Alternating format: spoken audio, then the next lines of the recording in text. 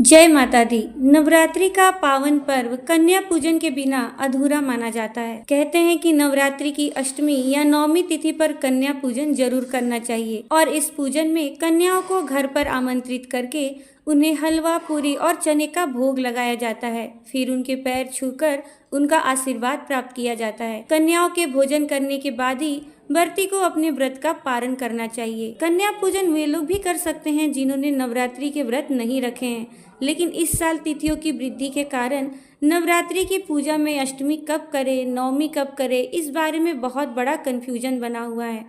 तो चलिए आपको बताते हैं साल 2025 में अष्टमी और नवमी के दिन कन्या पूजन का शुभ मुहूर्त क्या रहेगा और कन्या पूजन की विधि क्या रहेगी, और इसके साथ ही कलश विसर्जन का शुभ मुहूर्त भी आप जानेंगे। इस बार उदय तिथि के अनुसार अष्टमी तिथि 30 सितंबर मंगलवार को रहेगी, नवमी तिथि 1 अक्टूबर बुधवार को रहेगी और 10वीं तिथि 2 अक्टूबर गुरुवार को रहेगी। अष्टमी तिथि 29 सितंबर सोमवार को शाम 4:32 से शुरू होगी, जिसका समापन 30 सितंबर मंगलवार को शाम 6:06 पर होगा।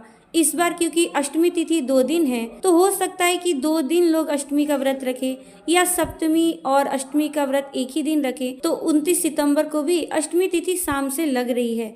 तो अगर आप 29 सितंबर को कन्या पूजन करना चाहते हैं तो शाम 4:32 से लेकर 6:12 के बीच में कन्या पूजन कर सकते हैं।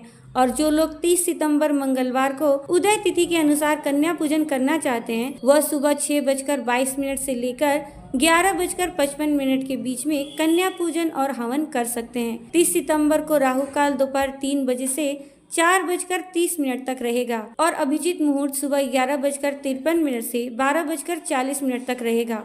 बात करते हैं नवमी तिथि की, तो 30 सितंबर मंगलवार को शाम 6:07 से नवमी तिथि लग रही है, जिसका समापन 1 अक्टूबर बुधवार को शाम 7:01 पर होगा। जो लोग 30 सितंबर मंगलवार को शाम में नवमी तिथि लगने पर कन्या पूजन करना चाहते हो वह शाम 6:07 से और 6:11 के बीच में कन्या पूजन करना चाहें तो कर सकते हैं, लेकिन सूर्यास्त के बाद में या सूर्यास्त के आसपास के समय में कन्या पूजन करना शुभ नहीं माना जाता। इसलिए आपको यही सलाह दी जाती है कि इस बार 1 अक्टूबर बुधवार को उदय तिथि के अनुसार नवमी की पूजा करके हवन करके फिर कन्या पूजन करें। 1 अक्टूबर बुधवार को कन्या पूजन का शुभ मुहूर्त इस प्रकार रहेगा।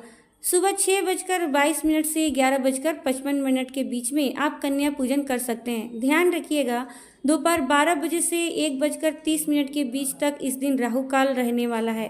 राहु काल के समय में कन्या पूजन करने से बचना चाहिए और 1 अक्टूबर को अभिजीत मुहूर्त प्राप्त नहीं होगा। इसके अलावा कन्या पूजन करने के बाद जो लोग भी कलश विसर्जन करना चाहते हो, जैसे कुछ लोग अष्टमी को तो कुछ लोग नवमी को भी कलश विसर्जन कर देते हैं, तो शाम को सूर्यास्त से पहले पहले आप कभी भी कलश विसर्जन कर सकते हैं। अगर बात करें 10वीं तिथि को, तो 10वीं तिथि 1 अक्टूबर बुधवार को शाम 7:02 से शुरू हो रही है, जिसका समापन 2 अक्टूबर गुरुवार को शाम 7:10 पर होगा। वैसे तो उदय तिथि के अनुसार 2 अक्टूबर गुरुवार को ही 10वीं तिथि रहेगी और 10वीं तिथि में ही कलश विसर्जन किया जाएगा, लेकिन कुछ जगह पर 1 अक्टूबर बुधवार को भी विजयदशमी का पर्व मनाया जा रहा है और विजयदशमी के दिन रावण का दहन किया जाता है, रावण का पुतला जलाया जाता है, जो कि इस बार 1 अक्टूबर और 2 अक्टूबर दोनों ही दिन जलाया जाएगा। लेकिन बात करें उदय तिथि की, तो 2 अक्टूबर गुरुवार को ही विजयदशमी का पर्व ज्यादा सही रहेगा। 2 अक्टूबर को कलश विसर्जन का शुभ मुहूर्त रहेगा सुबह 6:15 से 8:37 के बीच।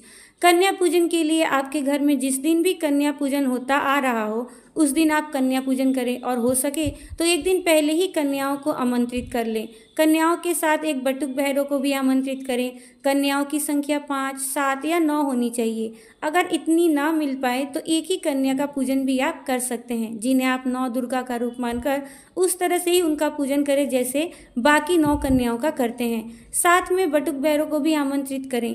कन्याओं को आमंत्रित करने के बाद उनके पैर और हाथ धुलाएं, उन्हें तिलक लगाएं, फिर उन्हें आसन पर विराजित करें। ध्यान रखें किसी भी कन्या का या बटुक भैरव का जो मुख है वो दक्षिण दिशा की तरफ ना रहे। फिर उन्हें प्रसाद दें। प्रसाद में आप हलवा, खीर, पूरी, चना पहले दें और उसके बाद ही उन्हें सात्विक भोजन कराएं। भोजन कराने के बाद उनके हाथ धुलाकर हाथ पोछे और फिर उन्हें जो भी भेंट स्वरूप दक्षिणा या उपहार की चीजें हैं वो आप उन्हें सम्मान पूर्वक दें और फिर उन सभी के पैर छूकर उनका आशीर्वाद लेकर सम्मान सहित सभी कन्याओं को और बटुक भैरव को विदा करें। कन्या पूजन करने के बाद जो व्रती है चाहे तो प्रसाद ग्रहण करके अपना व्रत खोल सकते हैं, और जो लोग बहुत नियम पालन करते हैं उन्हें 10वीं तिथि को ही अन्न ग्रहण करना चाहिए। तो ये थी कन्या पूजन और शुभ मुहूर्त की जानकारी। आशा करती हूँ आपको ये वीडियो अच्छी लगी होगी। अगर आपको ये वीडियो अच्छी लगी है तो वीडियो को लाइक, शेयर और चैनल को सब्सक्राइब जरूर कर दीजिएगा। मिलूंगी मैं आपसे अपने अगले वीडियो में। जय माता दी।